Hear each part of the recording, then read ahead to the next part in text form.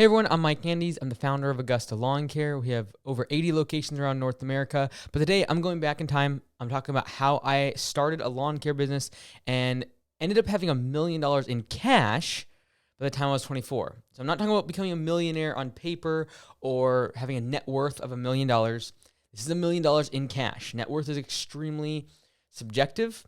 And I was probably a millionaire on paper far before that, but it's extremely difficult to say that you're a millionaire if you can't actually pull the cash out.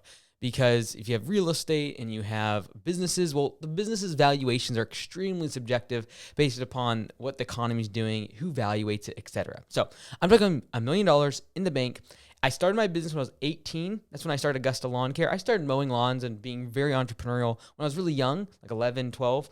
But 18 years old, I started Augusta Lawn Care. At the age of 24, I had $1 million in the bank, in cash. And today, I'm going to talk to you what 5 things I did to make that happen. Alex Hormozi has this quote I really love. It says, basically, you just need 2 things in order to become extremely wealthy, extremely rich.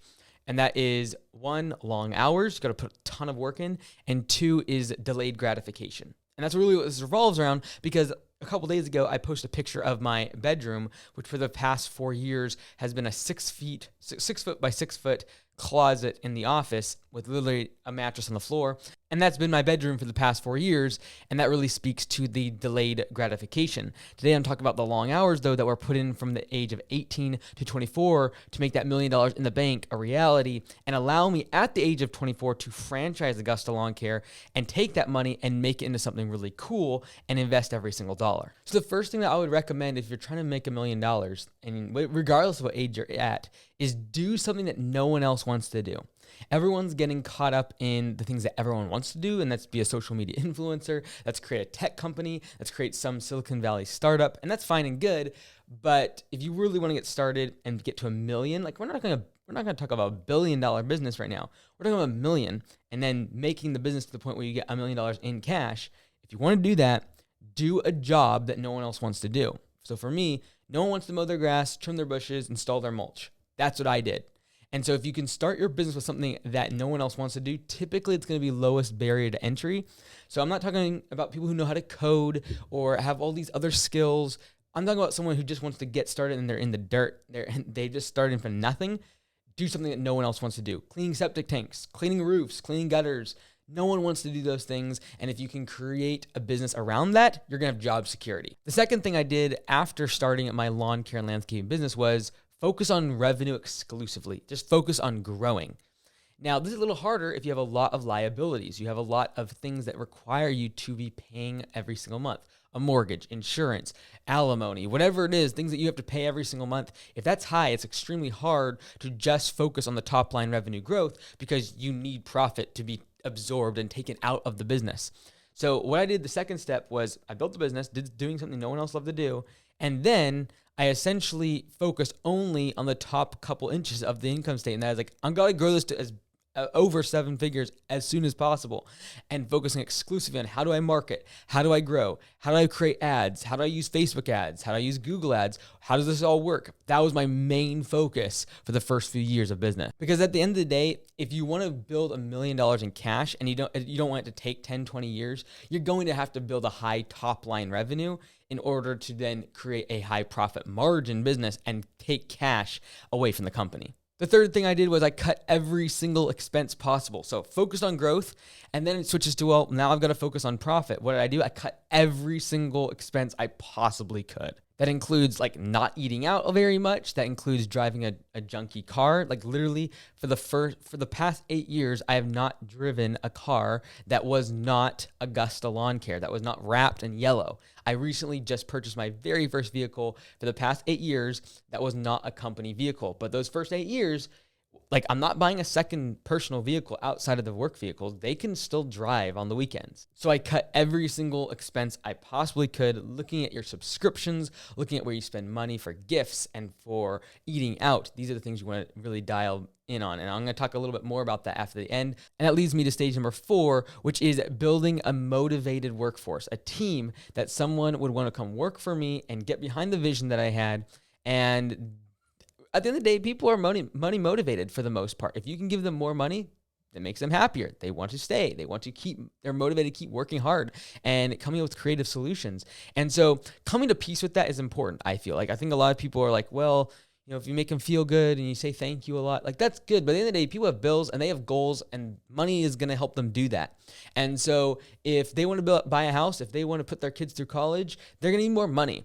And so if I can motivate them via money, that's a great strategy. The thing is, I've got to build a business large enough to the point where they can grow inside of it and actually make more money if they stay with me for a long time and if they're really, really a high performer. So building the business to the point where I could actually motivate the team by having positions for them to move up into and have profit sharing, pay for performance, and a model that compensated and allowed a high performer to stay inside the company. The fifth and final thing that I did to make $1 million in cash from my businesses by the age of 24 was stage number 5 was I invested every single dollar back into the business. When I was 18 years old, I started with literally $8,000 to start the business. So if I'm going to go from $8,000 to $1 million in cash, you better believe that you're going to have to invest in that business in order for it to grow, in order for it to hire great people, in order for it to focus on the top line revenue. All the things I mentioned, in order for those things to happen, you have to invest every single dollar back into the business in those first few years of infancy. Now, if you want to take 10, 15 years to grow the business, you do not need to invest every single dollar back into the company. But if you're trying to do it quickly, you better believe you're going to be sacrificing now. But as I've always said, sacrifice or regret, you choose. And if you want to take 20 years and wake up and realize that if you would have just sacrificed and been more thrifty, you could have done it in 5 instead of 20, that's a big regret. And that's really how I think about money in general. And that is compounding interest. We all know the stories of Warren Buffett talking about compound interest, how important that is. But this is the thing. If you know that you can put $1 into your business and get out $3 because you spend it on marketing, you spend it on growing the company, then this is the question is, if I know I can put $1 into my business and get $3 out in profit in, let's just say 2 years or 1 year, well, that means that if I spend today $20 on a meal and I go out and eat for $20 when I didn't really need it, or I could have ate for $5 at my house, that $20 is not really costing me $20. It's really costing me $60 over the next year. When you start thinking about that in terms of like, what's the ratio? What is the return that I can get from every dollar in my business? So that means there's opportunity cost to not spending it on my business. Because if I can compound it by 3, multiply it by 3, that means that every dollar I spend today not in my business is actually costing me 3 times as much as its present value. And that's why I live in a closet. That's why for the past 4 years, I've lived in a closet to be able to pay for these businesses as they've grown. It allowed all these 5 stages to happen because I did not live lavishly. I did not go after the fancy truck, the fancy car for me personally, and I put everything back into the business. Now, I'm making this at the end of the video because people have already commented saying something negative and they forgot this. And this is what I want to explain because I did not make this clear in my Instagram and Facebook post that showed that little closet. And that is, people are, comment and say, you got to spend it. You can't take it with you. And, money doesn't come, after you die, everyone's just going to spend it anyways.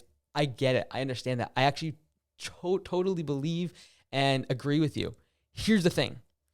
If I'm going to enjoy my money, the bottom line is I need to be very real with myself in terms of what makes me happy, what brings me joy, and spend money on those things.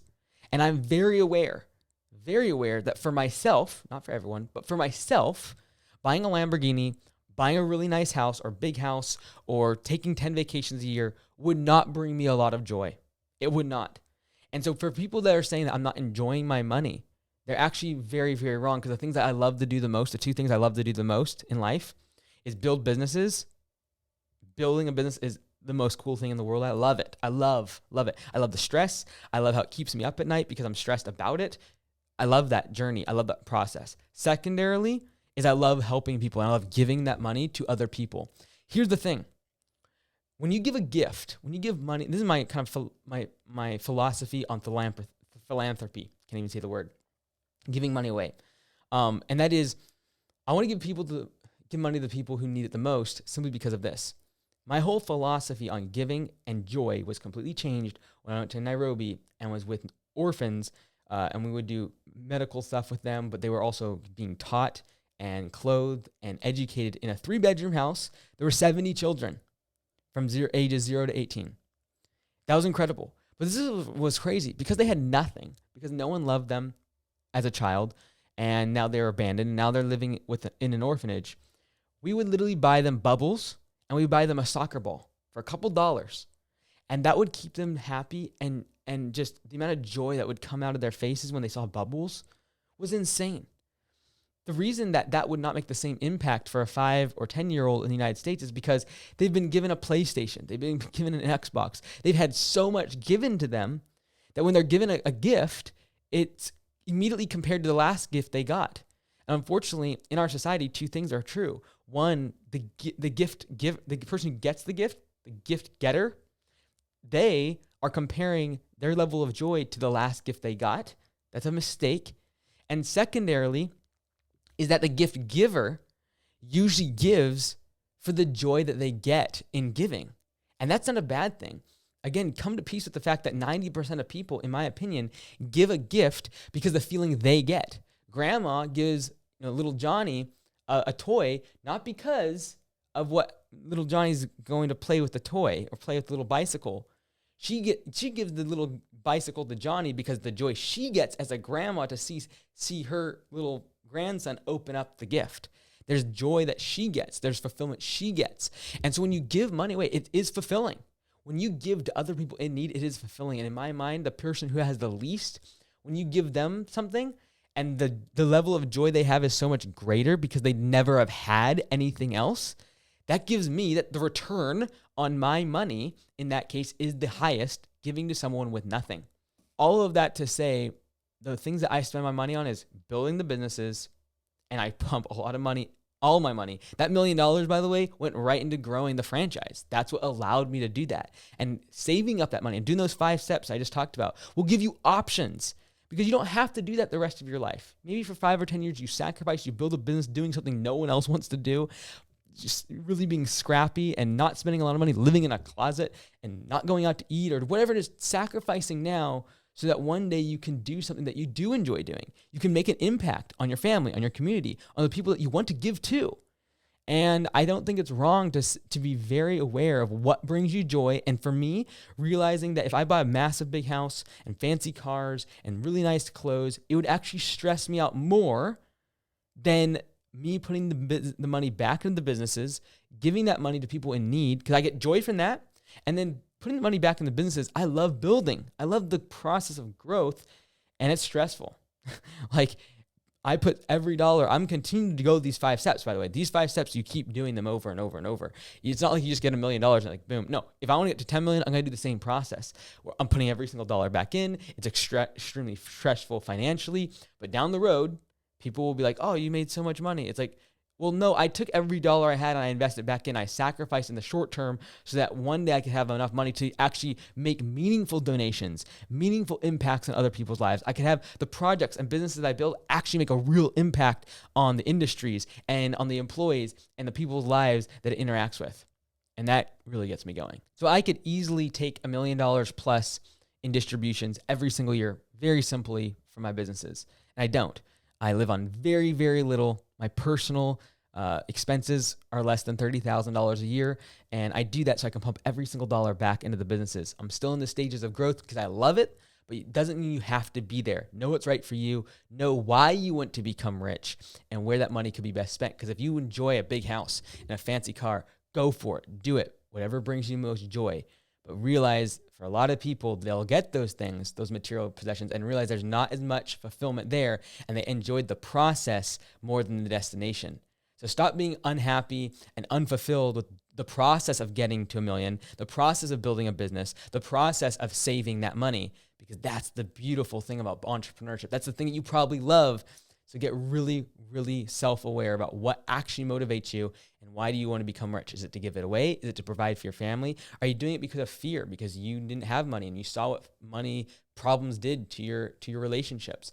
Is it because of something else in your life that's gone in the past? Being really self-aware of that will help you get to $1 million, save $1 million, invest that $1 million, make it better, bigger, and be able to give more to other people.